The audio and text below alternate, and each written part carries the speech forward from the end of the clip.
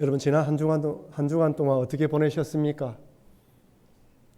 드라마틱하게 보낸 분도 계실 것이고 좋은 일이 있어서 기쁜 마음으로 지낸 분도 계실 것이고 너무나 힘들고 어려워서 정말 죽을 심정으로 그렇지만 주님께 예배드리기 오신 분도 계실 겁니다. 여기 앉아 계신 분들 다 각자 사정이 다릅니다. 어떤 마음인지 어떤 환경인지 어디가 몸이 아픈지 다 모릅니다. 근데 여러분 우리가 여기 왜 모였습니까? 한번 따라합시다. 하나님을 예배하기 위해서입니다. 여러분 기쁘고 슬프고 나쁘고 안 좋고 뭐 이런 거 다 필요 없습니다.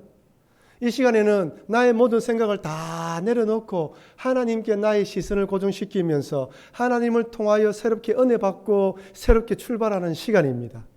그러기 위해서는 여러분들이 예배드릴 때 말씀을 받을 때에는 모든 생각을 집중해야 됩니다. 말씀 받는데 방해되는 모든 것들은 제하게해달라고 기도하시고 오직 말씀이 새롭게 재조정되어져서 하나님을 바라보는 시간 되게 해달라고 기도하시면서 말씀을 받아야 되는 것입니다. 그럴 때 죽을 일을 만났을 때 예배드리면서 힘을 얻고 슬픔과 절망 가운데서 소망을 가지며 하나님에 대한 은혜를 바라보고 주를 더 바라볼 수 있는 것입니다. 그렇지 않으면 늘 내 주변에 일어나는 일로 함몰되어지고 침몰되어지고 침울해져서 늘 우울한 사람으로 살아갈 수밖에 없습니다. 여러분 여기가 해방구예요. 세상에 들려오는 소식 좋은 소식이 있습니까?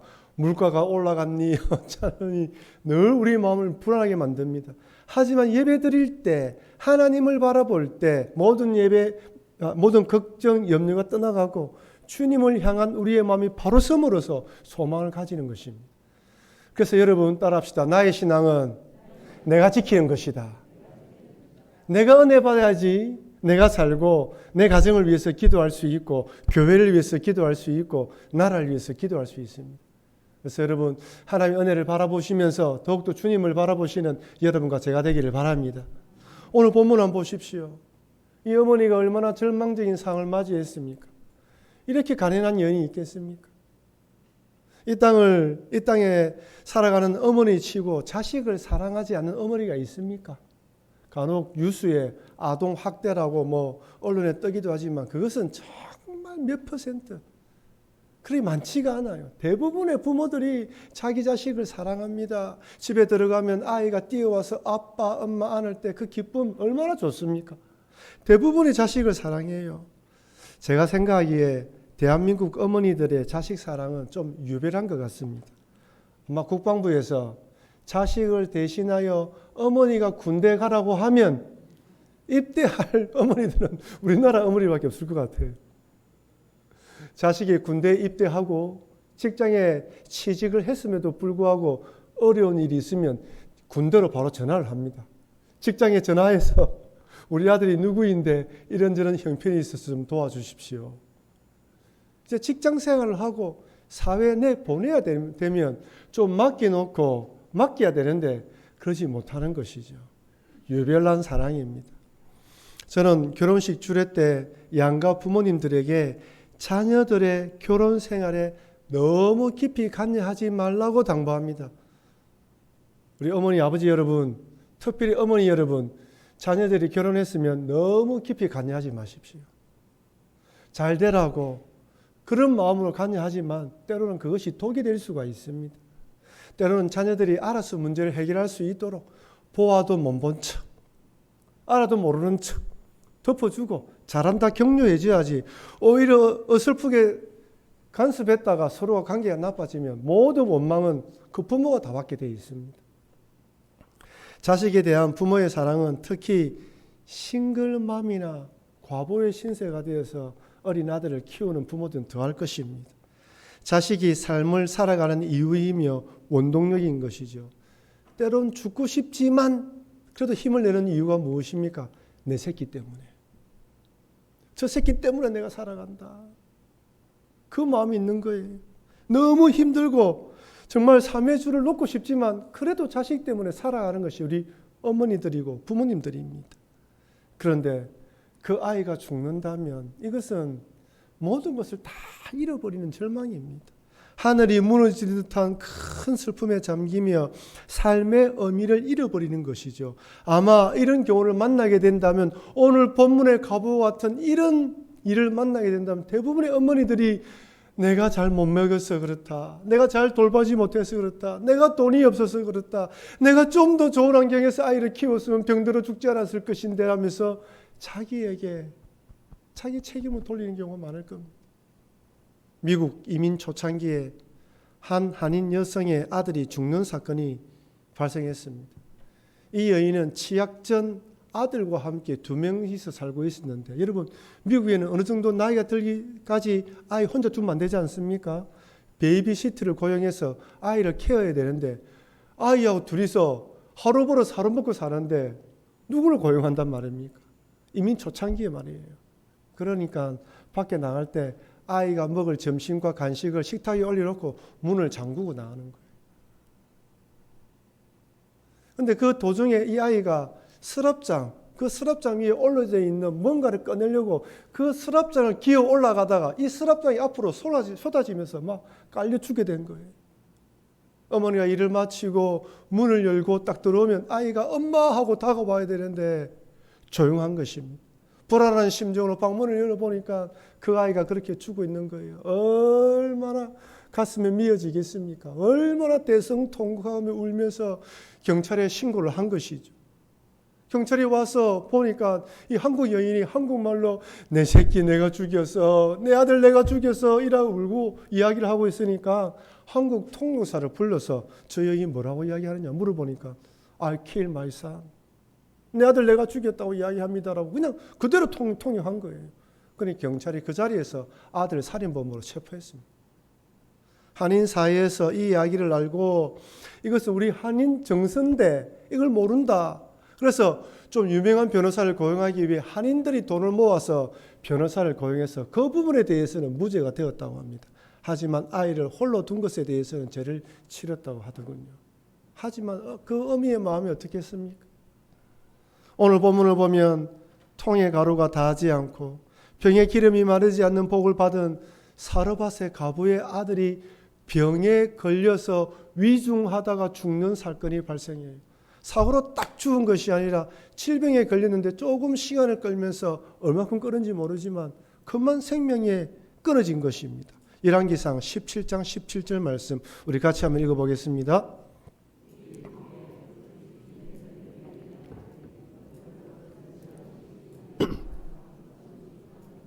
여기 이 일 후는 무엇을 말합니까? 통에 가루가 닿지 않고 병에 기름이 닿지 않는 어느 시기라는 것이죠. 채 기적의 기쁨을 경험하기 전에 아기가 위독하더만 죽었다는 것입니다. 시간이 짧았다는 표시죠.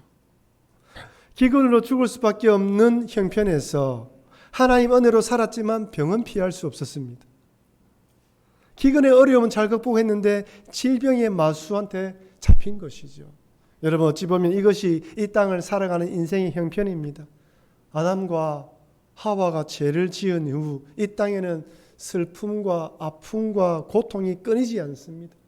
기근을 극복했다 싶었는데 홍수가 찾아와서 모든 것을 다 뺏어가 버리기도 하고요. 한겨울의 멋진 추위를 극복했는데 뜨거운 여름을 맞이해서 다 이렇게 힘들어하는 경우도 있습니다. 분명 하나님 은혜로 큰 복을 받았는데 얼마 있지 않아서 불행이 찾아오기도 하는 것이죠. 이 땅에 사는 날 동안 좋은 날, 복된 날은 적은 반면에 고난과 환난은 길고 깊습니다. 하나님의 놀라운 축복에 감사하기도 전에 하늘이 무너지는 슬픔이 과부에게 찾아온 거예요.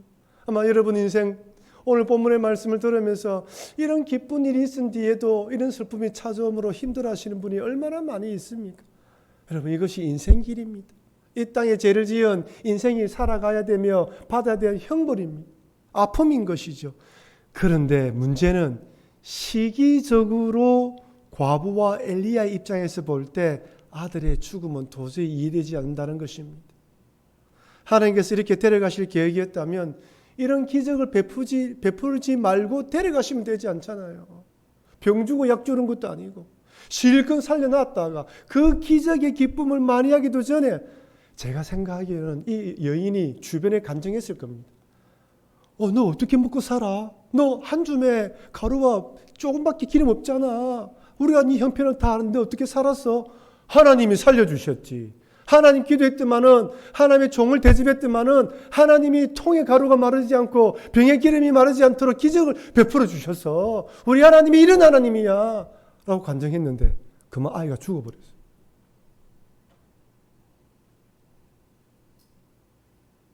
그러니 얼마나 안타까운 일입니까? 이 여인도 황당하고 엘리야도 황당한 거예요. 이 여인이 엘리야에게 이렇게 말합니다. 열왕기상 17장 18절 같이 읽겠습니다. 여인이 엘리야에게 이르되 하나님의 사람이여 당신이 나와 더불어 무슨 상관이 있기로 내 죄를 생각나게 하고 또 내 아들을 죽게 하려고 내게 오셨나이까. 이 부분을 읽어보면 이 여인의 지금 안타까운 마음과 여러 마음이 복잡하지요. 나와 더불어 무슨 상관이 있기에 차라리 앞에 죽었으면 죽었을 것인데 그리고 내 죄를 생각나게 한다. 여러분 무슨 죄가 있을까? 여기서 말하는 과부의 죄가 무엇일까요? 정말로 이 여인이 다윗이 바세바를 범함으로 하나님이 그 죄에 대한 대가로 아들 죽였지 않습니까? 그런 죄를 범했을까요? 그렇다면 그 전에 이런 기적을 베풀어 주시지 말아야죠. 정말 무슨 죄를 지어서 그런 걸까요? 아니면 앞서 언급했다시피 이민 온 그 여인이 아들이 병들어 죽는 걸 보고 내 죄로 내 잘못으로 돌렸던 것처럼 이것 또한 내 잘못으로 돌린 것은 아닐까요? 저는 이 여인이 말한 죄가 무엇인지 정확하게는 알지를 못하겠습니다. 하지만 기적을 베풀어 주시고 난 뒤에 병으로 데려가는 하나님의 처사에 대해서 이 여인은 이해를 하지 못한 거예요. 이것은 엘리야도 당황스러운 일입니다. 하나님은 과부를 통하여 분명히 먹여 살린다고 말했지 그 아들이 죽을 것이라고 이야기해 주지 않았어요. 아마 엘리야도 그 집에 얹혀 살면서 기쁜 마음으로 살았을 것입니다. 근데 갑자기 아이가 죽어요. 시름시름 앓았던 아이가 죽습니다. 엘리야가 기도해 볼 겨를도 없이 죽었는지 기도를 했는데 다시 죽은지 알지를 못합니다. 하지만 아이가 죽었어요. 여러분 만약에 이렇게 아이가 죽는다면 하나님 명성에 겁이 가지 않겠습니까? 와, 저 여인이 믿는 하나님은 기근 가운데는 살려주더만은 질병으로는 구원하지 못하는구나. 얼마나 수근수근거릴까요? 여러분 세상 사람들은요, 우리 기독교인들이 잘할 때는 가만히 있다가 못하거나 못되면 저 교회 망했다, 저 사람 망했다, 저 사람 안 됐다, 오만 이야기를 다 이야기를 합니다. 그러면 사람 말이 하나님 믿는다면서 왜 그렇게 됐노? 분명히 그 주변에 있는 바알 숭배자들이 비웃을 것입니다. 여러분 출애굽한 이스라엘 백성들이 모세가 하나님 말씀을 받기 위해서 시내산에서 며칠 동안 머뭅니까? 40일 주야로 머물어요. 자기가 생각이 사람이 40일 동안 먹고 살 수 없다고 생각하니까 모세한테 무슨 일이 있다 생각하면서 이 사람들이 뭘 만듭니까? 금송아지를 만들어요. 금송아지. 화가 난 하나님께서 모세에게 다 쓸어버리고 너를 통하여 새롭게 시작하겠다라고 말하자 모세가 하나님께 출애굽기 32장 11절 12절에서 이렇게 말합니다. 같이 읽겠습니다. 모세가 그의 하나님 여호와께 구하여 이르되 여호와여 어찌하여 그 큰 권능과 강한 손으로 애굽 땅에서 인도하여 내신 주의 백성에게 진노하시나이까? 어찌하여 애굽 사람들이 이르기를 여호와가 자기의 백성을 산에서 죽이고 지면에서 진멸하려는 악한 의도로 인도해 내었다고 말하게 하시려 하나이까?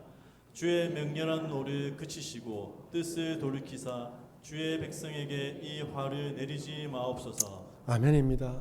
모세가 이렇게 이야기를 합니다. 여러분 세상 사람들은 결론만 봅니다. 다 죽였대. 끝났대. 과정을 보지 않아요. 지금 모세는 하나님께 그 이 부분을 언급하면서 이야기를 하는 거예요. 그렇다면 이 과부의 아들이 죽고 끝나버린다면 분명히 이런 이야기가 들릴 거란 말이에요. 그래서 엘리야가 하나님께 이렇게 기도합니다. 열왕기상 17장 20절 여호와께 부르짖어 이르되 내 하나님 여호와여 주께서 또 내가 우고하는 집 과부에게 재앙을 내리사 그 아들이 죽게 하셨나이까 하고. 여러분 지금 이 엘리야가 어떤 마음이 하나님 왜 이러십니까? 하나님 도대체 뜻이 무엇입니까? 경상도 말로 어찌 하시려고 어떻게 하시려고 이렇게 하십니까? 그러면서 이 아이의 혼이 돌아오게 해달라고 간절히 기도합니다. 그래서 아이 혼이 돌아와서 아이가 살아납니다. 그렇다면 여러분, 제가 질문 드리겠습니다. 하나님은 다시 살려주실 아이를 왜 병으로 죽게 만든 것일까요? 이렇게 다시 살아난 아이를 통해서 하나님이 가르쳐 주기 원하는 것이 무엇일까요? 처음에는 무슨 기적을 보여주셨죠? 통에 가루가 닿지 않고 병에 기름이 마르지 않는 기적입니다. 하나님은 먹고 사는 문제뿐 아니라 생명까지 주관하신다는 믿음을 가지기 원하시는 거예요. 우리 성도들이 하나님 믿는 이유가 하나님 이 땅에서 그저 내 문제가 해결되어지고 우리 아들 다 되어지고 내 하나님 형통해 되어지는 것들 바라는 경우가 많이 있습니다. 그것도 중요한 복입니다. 하지만 여기에만 머물지 말라는 거예요. 우리 하나님은 생명을 주관하시는 분이며 죽음 이후도 영원까지 책임져 주시는 분이라는 걸 잊지 말라는 것입니다. 이것이 바로 오늘 본문을 통하여 하나님 주시는 교훈이에요. 여러분, 하나님은 이 땅에 살아가는 동안 하나님 백성들의 먹고 사는 문제를 책임져 주십니다. 광야에서 매일 만나를 내리셨죠. 그래서 주기도문에서도 일용한 양식을 달라고 기도하라고 말하지 않습니까? 하나님께 주실 양식이 있다는 것을 믿고 기도하라는 거예요. 예수님께서 산상수훈에서는 마태복음 6장 25절 26절에서는 이렇게 말합니다. 우리 같이 한번 읽어보겠습니다. 그러므로 내가 너희에게 이르노니 목숨을 위하여 무엇을 먹을까 무엇을 마실까 몸을 위하여 무엇을 입을까 염려하지 말라. 목숨이 음식보다 중요하지 아니하며 몸이 의복보다 중하지 아니하냐. 공중의 새를 보라. 심지도 않고 거두지도 않고 창고에 모아들이지도 아니하되 너희 하나님 아버지 너희는 이것들보다 귀하지 아니하냐. 아멘이죠. 한번 따라합시다. 우리들은 이것들보다 귀하다. 귀합니다. 우리가 생각하는 그 이상으로 하나님 우리를 귀하게 생각하셔요. 하나님은 하나님의 백성들을 먹여 살립니다. 물론 어떤 분은 풍족하지는 못하고 거의 엘리야가 아침 저녁으로 먹였던 것처럼 그래 먹을 수가 있어요. 때로는 내려주시는 만남만 먹을 때도 있습니다. 그러나 굶어 죽도록 만들지는 않는다는 것입니다. 그 외에 더 많이 가지는 것은 여러분 그것은 하나님 주시는 재능으로 생각해야 돼요. 달란트로 생각해야 됩니다. 그것을 가지고 5달란트만큼 받았으면 그 나머지만큼 가지고 5달란트 이유는 남기면 되는 거예요. 책임감이 따르는 것입니다. 여러분 지금까지 살아온 삶 한번 돌아보십시오. 힘들고 어려운 시절을 지나오면서 먹고 살기 힘들어서 어려운 때도 있었습니다. 그 어려운 시기를 지나오고 롤러코스터를 타는 것처럼 정말 내일은 어떻게 할까 그런 염려하시는 분도 있지 않았습니까? 근데 오늘 이 자리에 와서 예배드린다는 것 자체는 하나님께서 도와주셨기 때문에 이 자리에 앉아 있는 것입니다. 하나님은 여러분들이 이 세상을 떠날 때까지 남은 인생을 책임져 주실 뿐만 아니라 여러분의 자녀들의 인생도 책임져 주실 것을 믿으시는 여러분과 제가 되기를 바랍니다. 그런데 하나님은 이 믿음에만 머물지 말라는 거예요. 이 믿음뿐 아니라 죽음 이후도 영원까지도 생사화복을 주장하신다는 것입니다. 죽음은 끝이 아닙니다. 죽음의 이후의 삶, 영원한 삶까지도 하나님께서 책임져 주시는 것이죠. 그래서 이 땅에 사는 동안 죽음이 우리를 힘들게 만들고 슬프게 만들지라도 부활의 소망을 가지라는 거예요.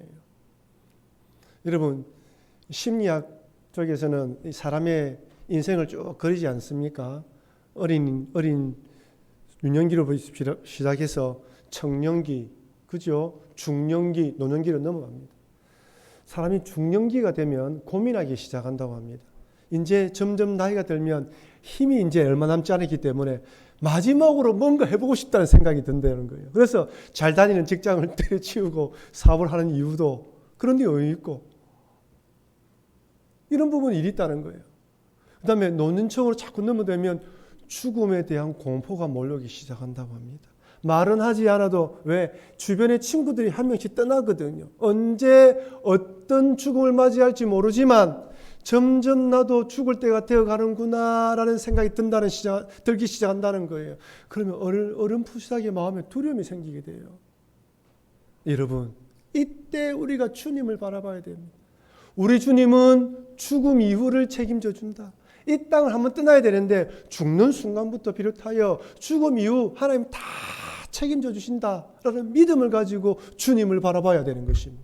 오늘 본문의 내용이 그거예요. 죽음에 매여서 살아갈 수밖에 없는 인생, 때로는 병들어 죽을 수밖에 없는 인생, 그 생명의 모든 것들이 누구에 달려있다? 하나님께 달려있다는 것 잊지 말라는 것입니다. 여러분, 우리 어떤 자들입니까? 우리는 죽는다 하더라도 영원히 죽는 자들이 아닙니다. 육은 흙으로 돌아가지만 영은 하나님께로 가서 하나님을 만나게 됩니다. 예수님 재림하시면 우리가 휴거하면서 부활의 몸을 입게 돼요. 데살로니가 전서 4장 16절 17절 말씀 같이 읽겠습니다. 주께서 호령과 천사의 소리와 하나님의 나팔 소리로 친히 하늘로부터 강림하시리니 그리스도 안에서 죽은 자들이 먼저 일어나고 그 후에 우리 살아남은 자들도 그들과 함께 구름 속으로 끌어올려 공중에서 주를 영접하게 하시리니 그리하여 우리가 항상 주와 함께 있으리라. 아멘. 한번 따라합시다. 우리가 항상 주와 함께 있습니다. 살아서는 육체를 가지고 주님과 함께 하고요.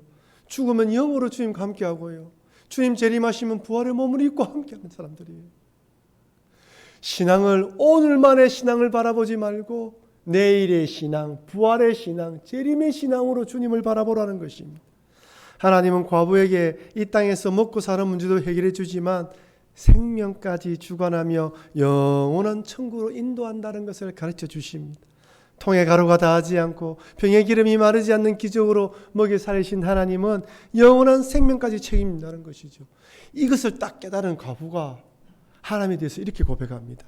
열왕기상 17장 24절 여인이 엘리야에게 이르되 내가 이제야 당신은 하나님의 사람이시요 당신의 입에 있는 여호와의 말씀이 진실한 줄 아노라 하니라. 무슨 말입니까?